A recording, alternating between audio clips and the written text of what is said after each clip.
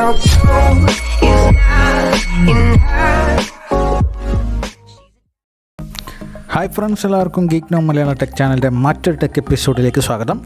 നമ്മുടെ ആദ്യത്തെ tech news വരുന്നത് വിവോയുടെ ഭാഗത്തു നിന്നാണ്. വിവോയുടെ X70 സീരീസ് ചൈനയിൽ സെപ്റ്റംബർ ലോഞ്ച് ചെയ്യാൻ തയ്യാറെടുക്കുകയാണ്. കൂടുതൽ വിവരങ്ങൾ വിവോ X70 സീരീസിൻ്റെതായിട്ട് പുറത്തു വന്നിട്ടുണ്ട്. X70 Pro plus X70 Pro X70 എന്നീ മോഡലുകളാണ് ചൈനയിൽ ലോഞ്ച് ചെയ്യാൻ തയ്യാറെടുക്കുന്നത്. വൈകാതെ തന്നെ ഇന്ത്യയിൽ ലോഞ്ച് ഉണ്ടാവും. വിവോ X70 സീരീസിലെ എല്ലാ ഫോണും സാസ് ഒപ്റ്റിക്സിൻ്റെ T കോട്ടിംഗ് പ്രൊട്ടക്ഷനോടുകൂടി സെൻസർ, ക്യാമറ, ലെൻസ് പ്രൊട്ടക്ഷനോട് കൂടിയാണ് വരുന്നത്.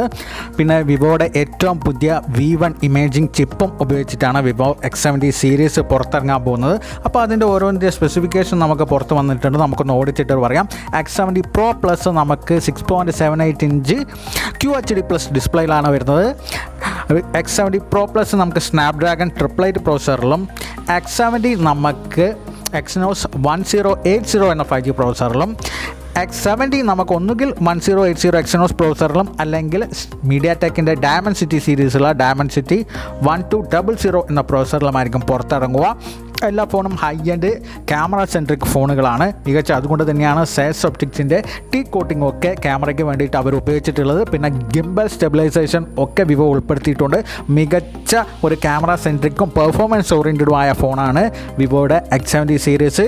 ഇതിൻ്റെ X70 Pro പ്ലസിന് നമുക്ക് 50 MB കോഡ് ക്യാമറ സെറ്റപ്പിലാണ് ഫോൺ വരുന്നത്. X70 Proയിലും 50 MB കോഡ് ക്യാമറ സെറ്റപ്പിലാണ്. X70യിൽ നമുക്ക് 48 MB ട്രിപ്പിൾ ക്യാമറ സെറ്റപ്പിലാണ്. അപ്പോൾ X70 സീരീസിൻ്റെ കൂടുതൽ ഡീറ്റെയിൽ ആയുള്ള വിവരങ്ങൾ നമ്മൾ മറ്റൊരു വീഡിയോ ആയിട്ട് വൈകാതെ തന്നെ ചെയ്യുന്നതായിരിക്കും.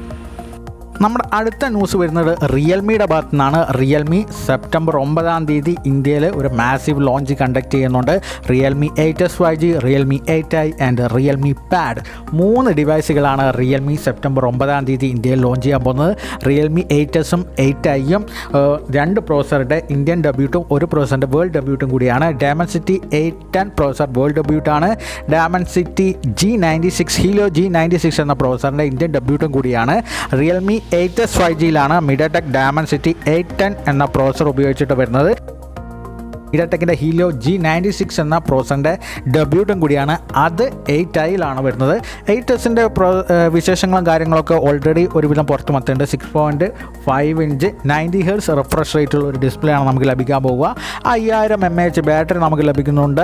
16 MB സെൽഫി ക്യാമറ, 64 മെഗാപിക്സലിൻ്റെ ഒരു ട്രിപ്പിൾ ക്യാമറ സെറ്റപ്പ് എന്നൊക്കെയാണ് നമുക്കിപ്പോൾ പുറത്ത് വരുന്ന വിവരങ്ങൾ. അതിൻ്റെ ഇൻഡെപ്ത് ആയിട്ടുള്ള വിവരങ്ങൾ നമുക്ക് സെപ്റ്റംബർ 9 അല്ല അതിനുള്ളിലോ കൂടുതൽ വിവരങ്ങൾ പുറത്ത് വരുന്ന മുറയ്ക്ക് നമുക്കറിയാൻ സാധിക്കും. മികച്ചൊരു പവർഫുൾ ഫോണായിട്ടാണ് റിയൽമി പുറത്തിറക്കാൻ പോകുന്നത്. റിയൽമി 8S 5G 33 വാട്ടിൻ്റെ ഫാസ്റ്റ് ചാർജറൊക്കെ നമുക്ക് ലഭിക്കും എന്നാണ് നമുക്കിപ്പോൾ അറിയാനും സാധിക്കുന്നത്. റിയൽമി 8iയുടെ കാര്യത്തിലാണെങ്കിൽ ഹീലിയോ G96 എന്ന ചിപ്പിൻ്റെ ഡെബ്യൂട്ടും കൂടിയാണ്. നമ്മൾ ഓൾറെഡി പറഞ്ഞു. നമുക്ക് 120 Hz റിഫ്രഷ് റേറ്റുള്ള ഡിസ്പ്ലേ ആണ് നമുക്ക് റിയൽമി 8iയുടെ കാര്യത്തിൽ നമുക്ക് ലഭിക്കുന്നത്. അത് റിയൽമി 8i 120 Hz റിഫ്രഷ് റേറ്റുള്ള ഡിസ്പ്ലേ ആയതുകൊണ്ട് തന്നെ മേ ബി നമുക്ക് റിയൽമി 8Sഉം 120 Hz റിഫ്രഷ് റേറ്റുള്ള ഡിസ്പ്ലേ ആയിരിക്കും. രണ്ടും IPS LCD ഡിസ്പ്ലേ ആണ്. സൈഡ് മൗണ്ടഡ് ഫിംഗർ പ്രിൻ്റാണ് 2 ഫോണും വരുന്നത്. അതിലൊന്നും മാറ്റമില്ല. റിയൽമി 8Sൻ്റെത് ഇപ്പോൾ ലീക്ക് ചെയ്ത വിവരം പ്രകാരം 90 Hz റിഫ്രഷ് റേറ്റുള്ള ഡിസ്പ്ലേ ആണ്. റിയൽമി 8iയുടേത് 120 Hz റിഫ്രഷ് റേറ്റുള്ള ഡിസ്പ്ലേ ആണെന്ന് മാധവ് സേത്ത് തന്നെ കൺഫേം ചെയ്തിട്ടുണ്ട്. മേ ബി റിയൽമി Sൻ്റെതും 8Sൻ്റെതും 120 Hz റിഫ്രഷ് റേറ്റുള്ള ഡിസ്പ്ലേ ആവാം. 2 ഫോണും 64 മെഗാപിക്സൽ കോഡ് ക്യാമറ സെറ്റപ്പ് ആയിരിക്കും മേ ബി. അല്ലെങ്കിൽ 8iയുടെ ഡീറ്റെയിൽസും കാര്യങ്ങളും ഒന്നും കൺഫേം ആയിട്ട് പുറത്ത് വന്നിട്ടില്ല. മേ ബി നമ്മൾ പ്രതീക്ഷിക്കുകയാണ് 2 ഫോണിനും 64 MBയുടെ തന്നെ ക്യാമറ ആണ് ഉണ്ടാവാൻ സാധ്യത എന്നാണ് നമ്മൾ പ്രതീക്ഷിക്കുന്നത്. അല്ലെങ്കിൽ 48 മെഗാപിക്സലിൻ്റെ ട്രിപ്പിൾ ക്യാമറ സെറ്റപ്പ് ആയിരിക്കും ഉണ്ടാവുക. 8Sൻ്റെ ലോഞ്ചിനോടൊപ്പം തന്നെ റിയൽമി ലോഞ്ച് ചെയ്യുന്ന മറ്റൊരു ഡിവൈസാണ് റിയൽമി പാഡ്. ഫസ്റ്റ് ടൈമാണ് റിയൽമി പാഡൊക്കെ ഇന്ത്യയിൽ ലോഞ്ച് ചെയ്യാൻ പോകുന്നത്. ഷവോമിയുടെ അതേ ഫോർമാറ്റിൽ തന്നെയാണ് റിയൽമി പോകുന്നത്. ഷവോമി പാഡൊക്കെ ലോഞ്ച് ചെയ്തിട്ടുണ്ടായിരുന്നു. അതേ സീരീസിലുള്ള ഒരു സെറ്റപ്പായിട്ടാണ് റിയൽമി പോകുന്നത്. റിയൽമി പാഡ് ലോഞ്ച് ചെയ്യാൻ പോവുകയാണ്. WXGA പ്ലസ് എന്നൊരു 26.31 സെൻറ്റിമീറ്ററിലുള്ള ഒരു ഹൈ റെസൊല്യൂഷൻ ഡിസ്പ്ലേയുമായിട്ടാണ് റിയൽമി പാഡ് വരുന്നത്. അൾട്രാ സ്ലിമ്മാണ് റിയൽമി പാഡ്.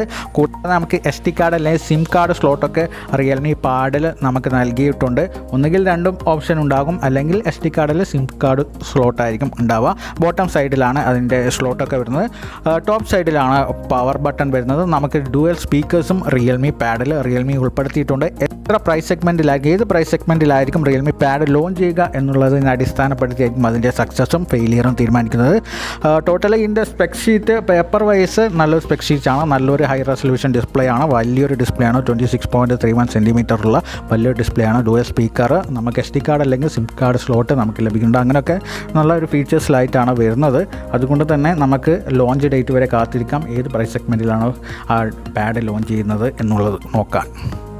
നമ്മുടെ അടുത്ത അപ്ഡേറ്റ് വരുന്നത് ഷാമിയുടെ ഭാഗത്തു നിന്നാണ്. ഷാമിയുടെ Mi സീരീസിലുള്ള 11T ഡിവൈസിൻ്റെ റെൻഡേഴ്സ് ഇപ്പോൾ പുറത്ത് വന്നിട്ടുണ്ട്. 11Tയുടെയും 11T Proയുടെയും റെൻഡേഴ്സ് പുറത്ത് വന്നിട്ടുണ്ട്. ഡിസൈൻ വൈസ് നല്ലൊരു ഫോണായിട്ടാണ് ആ റെൻഡേഴ്സ് കാണുമ്പോൾ നോക്കുന്നത്. നല്ല സ്റ്റൈലിഷ് ആയിട്ടുള്ള ഡിസൈനിലാണ് റെൻഡേഴ്സ് ഇപ്പോൾ ലീക്ക് ചെയ്ത് വന്നിട്ടുള്ളത്. September 15 ഷാമിയുടെ 11T series 11T 11T Pro ചൈനയിൽ ലോഞ്ച് ചെയ്യാം എന്നാണ് നമുക്ക് മനസ്സിലാക്കാൻ സാധിക്കുന്നത്. 120 Hz റിഫ്രഷ് റേറ്റുള്ള ഒരു അമോൾഡ് ഡിസ്പ്ലേ ആയിരിക്കും എന്ന് നമുക്കറിയാൻ സാധിച്ചിട്ടുണ്ട്. 108 MB ക്യാമറ ആയിരിക്കും മെയിൻ ക്യാമറ. സ്നാപ്ഡ്രാഗൻ്റെ പവർഫുൾ ചിപ്സെറ്റായ സ്നാപ്ഡ്രാഗൺ 888 ചിപ്സെറ്റ് വെച്ചിട്ടാണ് ഫോൺ പുറത്തിറങ്ങാൻ പോകുന്നത്. 5000 mAh ബാറ്ററി ആയിരിക്കും രണ്ട് ഡിവൈസിലും എന്നാണ് നമുക്കിപ്പോൾ മനസ്സിലാക്കാൻ സാധിക്കുന്നത്. സൂപ്പർ അമോൾഡ് ഡിസ്പ്ലേ ആണ് രണ്ട് ഡിവൈസിലും ഉപയോഗപ്പെടുത്തിയിട്ടുള്ളത്. ഈ രണ്ട് ഡിവൈസിൻ്റെ ബാക്കി കൂടുതൽ കാര്യങ്ങളൊന്നും ഇതുവരെ പുറത്ത് വന്നിട്ടില്ല. പുറത്ത് വന്നിട്ടില്ല. ഇത്രയും കാര്യങ്ങളാണ് ഇപ്പോൾ ലീക്ക് ചെയ്ത് പുറത്ത് വന്നിട്ടുള്ളത്. എന്തായാലും വൈകാതെ തന്നെ കൂടുതൽ വിവരങ്ങൾ പുറത്തു വരും എന്ന് നമുക്ക് പ്രതീക്ഷിക്കാം. വരുന്ന മുറയ്ക്ക് ഞങ്ങൾ നിങ്ങളിലേക്ക് എത്തിക്കുന്നതായിരിക്കും. നമുക്ക് എന്തായാലും സെപ്റ്റംബർ 15 രണ്ട് ഫോണിൻ്റെയും ലോഞ്ചിനായിട്ട് കാത്തിരിക്കാം.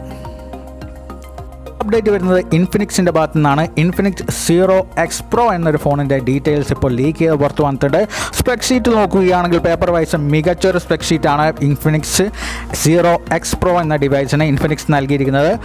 8 മെഗാപിക്സലിൻ്റെ പ്രൈമറി ക്യാമറയുമായിട്ടാണ് ഇൻഫിനിക്സ് Zero X Pro വന്നിരിക്കുന്നത്. സാംസങ് സെൻസറാണ് ഉപയോഗിച്ചിട്ടുള്ളത്. പെരിസ്കോപ്പ് ലെൻസായിട്ടാണ് അത് അറേഞ്ച് ചെയ്തിരിക്കുന്നത്. 60x സൂം ഫീച്ചറും അതിൽ ഉൾപ്പെടുത്തിയിട്ടുണ്ട്. പിന്നെ 16 മെഗാപിക്സലിൻ്റെ സെൽഫി ഷൂട്ടർ, ഹീലിയോ G96 എന്ന പ്രോസർ ഉപയോഗിച്ചിട്ടാണ് ഫോൺ പുറത്തിറങ്ങുന്നത്. ഹീലിയോ G96 ഇന്ത്യയിൽ ഡെബ്യൂട്ട് ചെയ്യാൻ വന്നത് Realme 8i ഉപയോഗിച്ചിട്ടാണ്.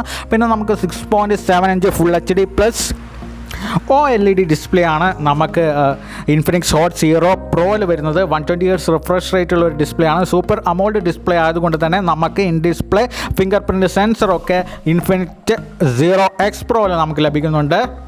കൂടാതെ 5000 mAh ബാറ്ററി ആയിരിക്കും എന്നും നമുക്കറിയാൻ സാധിച്ചിട്ടുണ്ട്.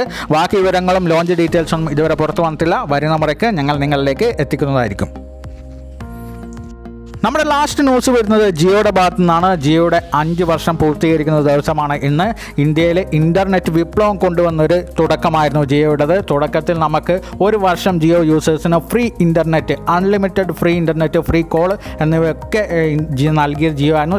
തുടക്കം ശരിക്കും പറഞ്ഞാൽ ഇന്ത്യയിൽ ഒരു ഇൻ്റർനെറ്റ് വിപ്ലവം, അതായത് നമ്മൾക്കിപ്പോൾ ഓൺലൈൻ മീഡിയ ആയിക്കോട്ടെ, യൂട്യൂബ് ആയിക്കോട്ടെ, അല്ലെങ്കിൽ ഓൺലൈൻ പർച്ചേസിങ് ആയിക്കോട്ടെ, ആമസോൺ, ഫ്ലിപ്കാർട്ട് ഒക്കെ ഇത്ര നിലനിൽക്കാൻ കാരണം ഓൺലൈൻ വ്യാപാരമായിക്കോട്ടെ, യൂട്യൂബ് ആയിക്കോട്ടെ, OTT പ്ലാറ്റ്ഫോം ആയിക്കോട്ടെ, എന്തും സാധാരണ ജനങ്ങളിലേക്ക് ഇറങ്ങിച്ചെല്ലാൻ കാരണക്കാരനായ ഒരു സംഭവം കൂടിയായിരുന്നു ജിയോയുടെ വരവ്.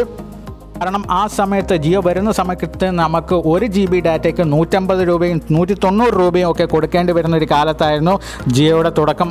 മുകേഷ് അംബാനി അന്ന് ജിയോയുമായിട്ട് മുന്നോട്ട് വരുന്ന സമയം നമ്മൾ അത്രയ്ക്ക് രൂപ നമ്മൾ 1 GB വേണ്ടിയിട്ട്, ഒരു മാസത്തെ 1 GB വേണ്ടിയിട്ട് നമ്മൾ ചിലവാക്കിക്കൊണ്ടിരിക്കുന്നത്. അതിനൊരു അറുതി വരുത്തി ഒരു ഇൻ്റർനെറ്റ് വിപ്ലവം തന്നെ കാഴ്ചവെച്ചായിരുന്നു ജിയോയുടെ തുടക്കം. ഇപ്പോൾ നമ്മൾ ഡെയിലി 10 രൂപയിൽ താഴെ പ്രൈസ് സെഗ്മെൻറ്റിലാണ് നമ്മളിപ്പോൾ ഡെയിലി 1 GB ഡാറ്റ ഉപയോഗിക്കുന്നത്. ഡെയിലി ഇപ്പോൾ 4 GB ഡാറ്റ, 3 GB ഡാറ്റ, അങ്ങനെ 1.5 GB ഡാറ്റ എന്നൊക്കെയായിട്ട് എല്ലാവരും നെറ്റ് ഉപയോഗിക്കുന്നതിന് ഇൻ്റർനെറ്റ് വിപ്ലവം എന്ന് തന്നെ പറയാം. നമുക്ക് സാധ്യമാക്കിയത് ജിയോ ആണ്. അതിൽ ജിയോട് നമ്മൾ എന്നും കടപ്പെട്ടിരിക്കും. കാരണം ഇപ്പോൾ നമ്മൾ ഈ യൂട്യൂബിൽ വീഡിയോ ഇടാൻ തന്നെ കാരണം, നമ്മളിപ്പോൾ ഈ ഇൻ്റർനെറ്റ് യൂട്യൂബ് ഇത്രക്കും പോപ്പുലാരിറ്റി വരാൻ തന്നെ കാരണം ജിയോ ആണെന്ന് നമുക്ക് പറയാതിരിക്കാൻ കഴിയില്ല.